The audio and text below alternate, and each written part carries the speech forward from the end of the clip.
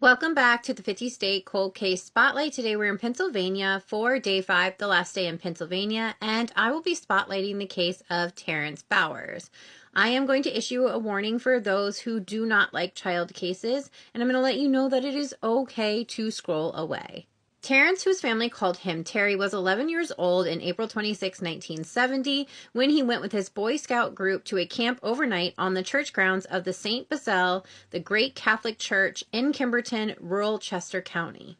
Around 6:30 a.m. that following morning, a boy named Robbie came running to another one of the scouts' tents screaming that Terrence had blood all over him. When investigators arrived at the scene, they found Terrence in his sleeping bag, naked from the waist down, covered in blood. The medical examiner would rule out SA, but investigators say they cannot rule out an attempted SAing.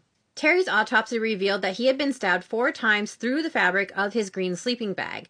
The local fire company was called in to drain the pond on the campsite to look for the weapon that was used.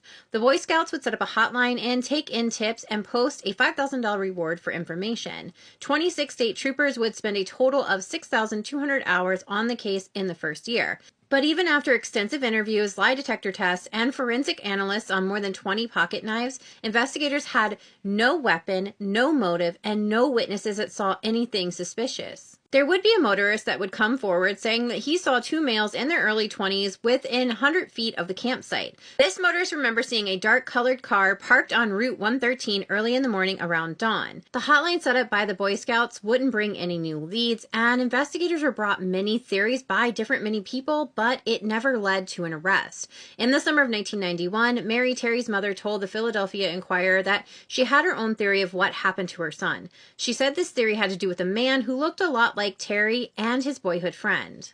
This man, who was 32 and had a history of hospitalization for mental health, illness, and drug abuse, told Mary in 1987 he believed Terry was murdered by mistake. He believed that a former Darby Borough man had been molesting other children, and one of those children looked a lot like Terry, and that he actually planned to kill that boy during the camping trip, not knowing that the boy that looked like Terry actually ended up backing out of the trip last minute. He believes it was a purely mistaken identity that led to Terry's death. Mary said at the time she understood that this theory was coming from a man who was struggling with mental illness and drug abuse problems, but she believes that this theory should be investigated. In 2017, the Pennsylvania State Police said that they were going to renew efforts to find out who killed Terry over 4 decades ago, and announced that they were offering a $25,000 reward for information in Terry's case. Investigators say that a former scout by the name of Lawrence Weekly once confessed to killing Terry. Lawrence has served time in prison for SA and has mental issues, but investigators say they have dismissed him as a suspect.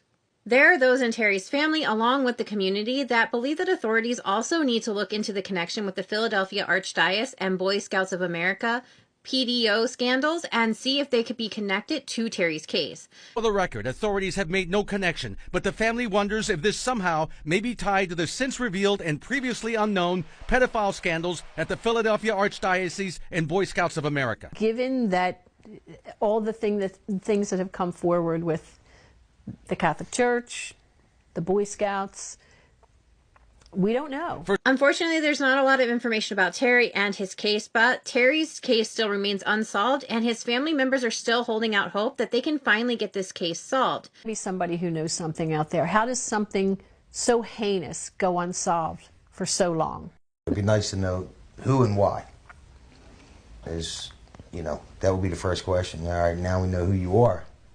Why the hell did you do that? In Terry's gravesite one recent rainy afternoon, family members say they're also holding out hope that this case can finally be solved once and for all. It's God's will be done, and we're just hoping that that's the case. And we hope it's God's will. The reward for information leading to an arrest in a conviction of Terry's case is now up to $51,000. Anyone with information in Terry's case is asked to call the Pennsylvania State Police at 610-486-6280. Thank you so much for taking time to get to know Terry's case, and don't forget when you see those missing and murdered posts on social media to hit like and share, because every time we share a face, we get closer to solving a case. And I will see you guys back here next week as we are heading to Utah.